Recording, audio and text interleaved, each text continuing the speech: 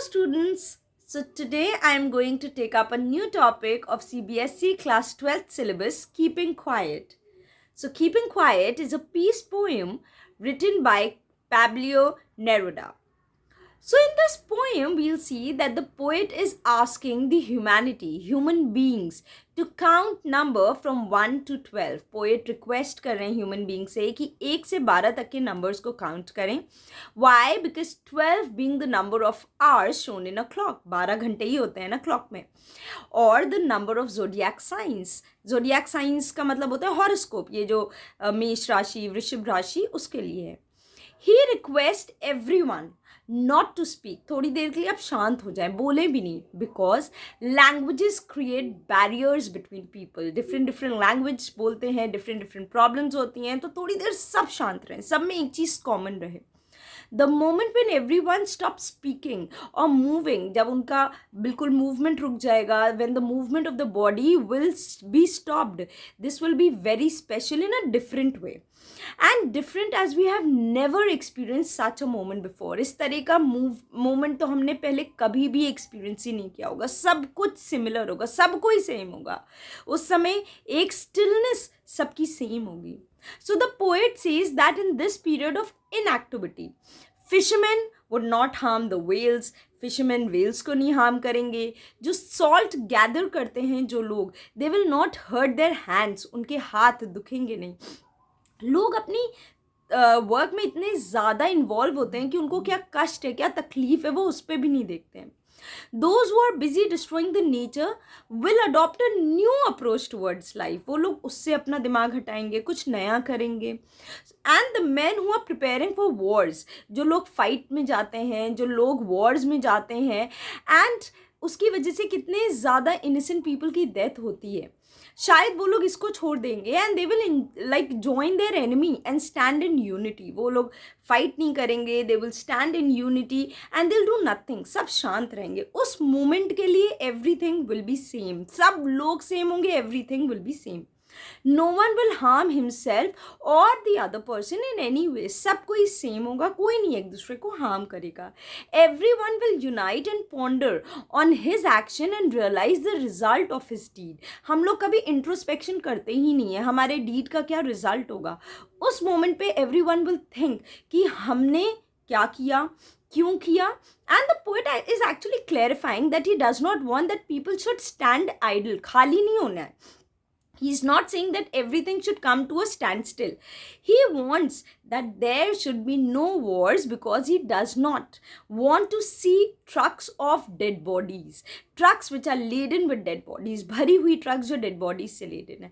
वो ये नहीं चाहता है, वो soldiers की dead bodies की trucks नहीं देखना चाहता है. So he is actually requesting for universal brotherhood and peace. वो सबसे request कर रहा है कि भाई पीस रखो, यूनिवर्सल ब्रदरहुड रखो. And he is just requesting the poet is just requesting कि सब कुछ शांत हो जाए. So he says that everyone is working continuously to achieve one or the other goal. हम लोग अपनी लाइफ में हर बंदा कोई गोल अचीव करना चाहता है. People are threatened by death. सब लोग डरते हैं डेथ ना आ जाए, डेथ ना आ जाए. And the fear forces them to work endlessly. कहीं मर ना जाऊँ, पहले ये कर लूँ, कहीं मर ना जाऊँ, ये कर लूँ, ताकि they can achieve everything very easily and very quickly. जल्दी जल्दी जल्दी जल्दी कर लूँ. And in this mad rush, इस पागलपन में, इस rush में, they do not realize the repercussions of their actions. कि क्या इसका हमारी बॉडी पे, हमारे environment में इसका क्या इफेक्ट हो रहा है. So he is actually wanting us to take a pause and come out of this mad rush. इस पागलपन वाली जो rush है, उससे बाहर निकलें. He wants us to be happy about our achievements and celebrate with them. जो हमने अचीव किया उसी को खुश मनाएं. हर समय एक पागलपंती की रश में नहीं रहना चाहिए. He wants us to overcome the fear of death and to relax for a while. सिर्फ death के fear में नहीं, हमें जो है उसमें सोच के उसको रिलैक्स वे में इंजॉय करना चाहिए. And we should know the results of our deeds and celebrate our achievements. हम क्या करेंगे, कितना किया है, या हम क्या फ्यूचर में करेंगे, हमें वो चीज़ रियलाइज़ करनी चाहिए और उसको सेलिब्रेट करना चाहिए. So this is the summary of the poem. Now moving on to the line by line explanation of the poem. Now we will count to 12 and we will all keep still. So the poet here requests everyone to count till 12 in their own mind. सब लोग अपने अपने मन में 12 तक गिनती करें and stop for a while. थोड़ी देर तक शांत रहें, बिल्कुल गिनती करें और शांत रहें. Maybe this 12 referred by the poet is the 12 hours in a clock. 12 घंटे हैं उसके लिए बोल सकते हैं, और the 12 months in a year के लिए भी बोल सकते हैं. So he wants everyone to stop and calm down. शांत हो जाएं, थोड़े टाइम के लिए बिल्कुल शांत रहें. And the poet is actually requesting everyone not to speak any language. कुछ टाइम के लिए बिल्कुल शांत हो जाएं, कुछ ना बोलें. For once on the face of the earth, let's not speak any language. Let's stop for a second and not move our arms so much. So, different languages are spoken in different part of the earth. Her country में, हर city में, हर जगह का language अलग है. And this is the reason why this becomes a barrier in a way for peace. तुम्हारी language अलग है, तुम गलत हो. तुम्हारी लैंग्वेज अलग है, तुम हमसे अलग हो. So he is asking people not to speak. कुछ टाइम के लिए सब शांत हो जाएं, कुछ बोले ही नहीं. Not only this, he also wants us to stop moving our arms. कोई मूवमेंट मत करो, कोई काम ना करो. So the by using the word arms he means weapons. हमें कुछ टाइम तक कोई भी वेपन्स यूज नहीं करने चाहिए. Why? Because weapons are use by different countries. हर कंट्रीज अलग अलग वेपन्स यूज करती है to raise a war against another country. आपस में ही फाइट करने के लिए वो लोग वेपन्स यूज करते हैं. So he is actually requesting for some time अपने आर्म्स, कोई भी मूवमेंट मत करिए, and these arms can actually be the weapons also. So basically the poet is demanding peace from all of us for some time. कुछ time के लिए सब शांत हो जाएं. It would be an exotic moment without rush, without engines. We would all be together in a sudden strangeness. So the poet says that it would be a rare situation. ऐसी situation शायद ही कभी आती है when there will be no engines working. जब कोई सब लोग still हो जाएंगे तो कोई engines work नहीं करेगा. So here he wants to say that everything should come to a standstill. सब कुछ बिल्कुल शांत हो जाए, सब कुछ standstill पे हो जाए. And it will be very different moment. बिल्कुल अलग ही यूनिक मोमेंट होगा, क्योंकि हर समय कुछ ना कुछ हर जगह मूवमेंट होता रहता है. If all the engines like the vehicles or the machines जितने भी हैं सब कुछ stop हो जाएगा, then there will be a sudden strange situation as the world will experience. ऐसा तो वर्ल्ड ने कभी नहीं एक्सपीरियंस किया होगा. A sudden calmness आ जाएगी, बिल्कुल शांति आ जाएगी. And people will not be in a rush. वो मटीरियलिस्टिक चीज़ों के पीछे भागेंगे नहीं. So one should take a break. थोड़ा सा स्टिलनेस लाना चाहिए. Fishermen in the cold sea will not harm whales, and the men gathering salts would look at his hurt hands. So the poet is further saying that the fisherman will also stop and not harm the whales. वो कुछ अगर break लेगा, stop करेगा, तो he will not harm the whales in the sea. So this means that the poet is requesting everyone not to harm the animals. हम human beings are very selfish. We human beings are really really selfish. So वो actually में request कर रहा है human being से कि अपने selfish motives के चक्कर में हमें एनिमल्स को हर्ट नहीं करना चाहिए. So whales which are being hunted for the purpose of food और trade, so he is actually requesting that people should calm down. So he wants people कि शांत हो जाएं so that they can stop and see what they have achieved or lost. कितना उन्होंने achieve किया या उनसे कितना ज़्यादा loss हो गया है. And for this he gives the example of a man who gathers salt. वो जो नमक, समुद्री नमक गैदर करते हैं, whose hands are hurt, बुरी तरह से उसके hands hurt हैं. So here he wants everyone to stop for a moment, थोड़ी देर के लिए रुके, to see and feel their achievements या उनके sorrows, how much they have lost for the sake of attaining materialistic things. Generally क्या होता है कि हम अपनी लाइफ में इतना ज़्यादा बिजी हो जाते हैं या अपने कामों में इतना ज़्यादा बिजी हो जाते हैं कि हम लोग ये देखते ही नहीं हैं कि जो काम हम कर रहे हैं उससे इनडायरेक्टली और directly we are hurting ourself, हम लोग खुद को हर्ट कर रहे हैं। हम एनिमल्स को हर्ट करते हैं, आफ्टर ऑल इकोसिस्टम उससे ख़राब होता है, और हम लोग खुद को हर्ट कर रहे हैं एक तरह से। बट हम लोग इतना ज़्यादा अपनी लाइफ में इन्वॉल्व्ड हैं, अपने कामों में इन्वॉल्व्ड हैं just to achieve the materialistic goal, हमें ये भी चाहिए, हमें ये भी चाहिए, कि हम खुद की दुख तकलीफ़ों को सोच ही नहीं पा रहे हैं। जैसे कि जो पर्सन अपना सॉल्ट गैदर करता है वो अपनी जॉब कर रहा है, उसको पैसे चाहिए, भले ही उसके बदले में उसके सब हाथ कट गए हों, वो उसके बारे में, उसके पेन के बारे में सोच ही नहीं रहा है, because after all he is getting money and money is the way to survive. So उसको कुछ और समझ ही में नहीं आ रहा है वो। सो the poet is actually requesting कि तुम लोग काम डाउन हो जाओ, कुछ टाइम के लिए ब्रेक ले लो, जो हमारे अंदर है उसके बारे में सोचो, हमने क्या अचीव किया है, हमने क्या लॉस किया है, क्या जो काम हम कर रहे हैं वो सही है, गलत है। हमें खुद को इंट्रोस्पेक्ट करना पड़ेगा, खुद के अपने आप के बारे में सोचना पड़ेगा। सो यहाँ पे poet is actually requesting the humanity to take a break from the mundane life, जो बोरिंग लाइफ चली आ रही है उससे ब्रेक लें, साइलेंस लें for some time. Those who prepare green wars, wars with gas, wars with fire, victory with no survivors, would put on clean clothes and walk about with their brothers in the shade, doing nothing. So the poet asks everyone to stop those activities which are damaging the environment. भाई हम लोग इतना काम करते हैं अपने selfish motives के लिए जिसकी वजह से इन्वायरमेंट बहुत ज़्यादा ख़राब होता है। Today all the human beings are making money by damaging the environment. हम सब कोई ऐसा ऐसा काम करते हैं, पैसे तो हम कमा रहे हैं लेकिन इन्वायरमेंट को बर्बाद कर दे रहे हैं। We are actually damaging the environment with our activities. बहुत सारी एक्टिविटीज़ हम लोग ऐसी करते हैं जिससे पूरा इन्वायरमेंट ख़राब होता है, जैसे माइनिंग हो गई, डिफॉरेस्टेशन हो गया, letting the chemical waste into the rivers हो गया, और हम लोग हर चीज़ के लिए हम लोग सिर्फ और सिर्फ इन्वायरमेंट को ख़राब करते हैं। So the poet ask us not to do so. He request people not to involve in wars as there is no benefit of achieving such victory. ऐसी क्या फ़ायदा है ऐसी विक्ट्री का in which no one is left alive. ऐसी क्या फ़ायदा है ऐसे वॉर्स का जिसमें कोई जिंदा ही नहीं है। वो ऐसा इसलिए बोलता है क्योंकि वॉर्स इन्वायरमेंट डैमेज कर देती हैं and this will lead to no life on earth. भाई इतनी वॉर्स होंगे, इतने ज़्यादा इन्वायरमेंट ख़राब होगा और कोई भी अर्थ पे नहीं बचेगा।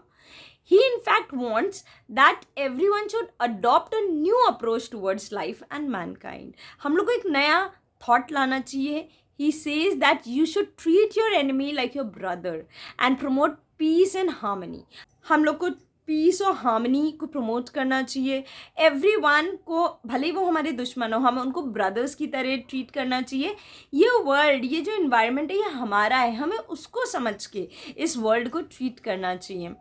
सो green wars indicates those people who wage wars against nature. Nature के खिलाफ जो वॉर्स करते हैं उसको ग्रीन वॉर्स बोल रहे हैं। और भाई जो केमिकल वेपन से अगर फाइट करेंगे, अगर केमिकल वेपन से हम लोग वॉर्स करेंगे तो it will destroy the entire manhood. So in this stanza the poet talks about the war. According to him, all the people who prepare green wars means destroy the environment by cutting trees या deforestations या wars with gases जो हम लोग pollute करते हैं industries में, factories में, या wars with fire that means destroy and kill all other people with weapons, हम लोग जो weapons से destroy करते हैं, and those who have victories with no survivor, मतलब कोई बचता तो है नहीं। So according to the poet, he is actually requesting to promote peace, harmony in the world, and थोड़े टाइम के लिए सब लोग रुके, थोड़े टाइम के लिए सब लोग शांत हों, और instead of hatred, one should promote brotherhood in the world. brotherhood करें। wars futile है, war से कभी किसी का भला नहीं हुआ, ना enemy का होगा और ना ही हमारे इन्वायरमेंट का होगा। तो हमें वॉर्स को बॉयकॉट करना चाहिए, बिकॉज वॉर्स में सिर्फ और सिर्फ डेथ है, डिस्ट्रक्शन है, कोई बेनिफिट नहीं है। Next, what I want should not be confused with total inactivity. Life is what it is about. I want no truck with it. So now the poet wants to clarify. वो clarify करना चाहते हैं अपने readers को that when he asks them to stop from doing anything या कुछ कहो नहीं, कुछ करो नहीं, he does not want, वो ये नहीं कह रहे हैं कि भाई तुम इनएक्टिव हो जाओ, कुछ भी मत करो, एक नॉन एक्टिव पर्सन बन जाओ. He is not requesting that. In fact he is explaining that non active is a person who remains idle and does not do anything. So here he simply means that we should stop for some time and see the consequences of our deeds. हम लोग को खुद के deeds पे सोचना चाहिए. हम ये नहीं कह रहे हैं कि आप कोई काम ना करो, आप काम करना बंद कर दो. So the poet does not want to see people being killed due to their greed for money. वो नहीं चाहते हैं पैसों के लिए. Wars क्यों होती हैं? पार के लिए, पैसों के लिए. So he wants that people should realize this and अपनी expansion of territories and all के लिए इतनी ज़्यादा वॉर्स नहीं होनी चाहिए. Further, he says that people are continuously working to achieve their tasks or goals without even thinking about their results. If we were not so single-minded about keeping our lives moving and for once could do nothing, perhaps a huge silence might interrupt the sadness of never understanding ourselves and of threatening ourselves with death. The poet actually says that people are continuously working to achieve their task without even thinking about their consequences कि results क्या होगा. वो लोग बस काम करते जा रहे हैं, सिर्फ काम कर रहे हैं और सिर्फ काम कर रहे हैं. They are in fear of death. लोगों को डर लगता है, हाय मैं मर जाऊं तो उससे पहले मैं ये कर लूं. Therefore they want to achieve most of the things before they die. वो मरे उससे पहले मैं ये भी कर लूं, मैं ये भी कर लूं, मैं ये भी कर लूं. So उसकी होड़ रहती है जल्दी जल्दी जल्दी जल्दी. So here the poet actually urges them to stop for a while. थोड़ी देर के लिए रुको and take some moment to enjoy what you already have achieved. जो अचीव किया उसको तो एंजॉय कर लो यार, भूल क्यों जा रहे हो इतना. थोड़ा सा टाइम लो, सब्र करो. अभी तक जो अचीव किया है उसको भूल के लोग बस आगे बढ़ते जा रहे हैं. Everyone here is living a life in which he wants to achieve various things one after the another. एक मिल गया अब दूसरा चाहिए, दूसरा मिल गया अब तीसरा चाहिए. But here the poet says that it is time to stop and see what has been achieved. Already हमने क्या अचीव किया है. जो हमने अचीव किया है उसको तो एंजॉय करो, उसको तो कुछ टाइम के लिए देखो. This will help us to skip the sadness which has become so prominent. आजकल sadness बहुत ज़्यादा हावी हो गया हम लोग की लाइफ में. हाय मुझे ये नहीं मिला, हाय मुझे नहीं ये नहीं मिला. लेकिन हमें ये तो सोचो हमें मिला क्या क्या है, हमने अचीव क्या किया है. The sadness of not enjoying what we have achieved and the greed to achieve what is next in the list. अब हमें क्या अचीव करना है. हाँ मैंने ये नहीं किया, मैंने ये नहीं किया. जो अचीव किया है उसको तो कभी हम लोग इन्जॉय नहीं करते हैं, उसको तो कभी हम लोग बैठ के सोचते ही नहीं है यार मैंने ये भी कर लिया, मैंने ये भी कर लिया. हाँ अब मुझे ये नहीं मिला, अब मुझे ये नहीं मिला. जो मिला है वो हम कभी भी अचीव क्या क्या किया है उसको हम कभी भी सेलिब्रेट नहीं करते हैं. So poet is actually requesting to take a break ताकि हमने जो अचीव किया है, हमने जो लाइफ में मिला है उसको भी हम समझें, उसको भी हम सेलिब्रेट करें. Perhaps the earth can teach us as when everything seems dead and later proves to be alive. Now I'll count up to 12 and you keep quiet and I will go. So now the poet suggests to human beings that we should learn a lesson from earth. हमें अर्थ से, mother earth से सीखना चाहिए. क्या सीखना चाहिए. Winter season में जब एवरीथिंग फ्रीजेस, सब कुछ फ्रीज हो जाता है. India is a warm country. Generally abroad में बहुत बहुत ज़्यादा ठंड पड़ती है. वहाँ पे ऐसा लगता है सब कुछ लाइफलेस हो गया है, सब कुछ फ्रीज हो गया है, सब खत्म हो गया है, इतना ज़्यादा ठंड पड़ती है.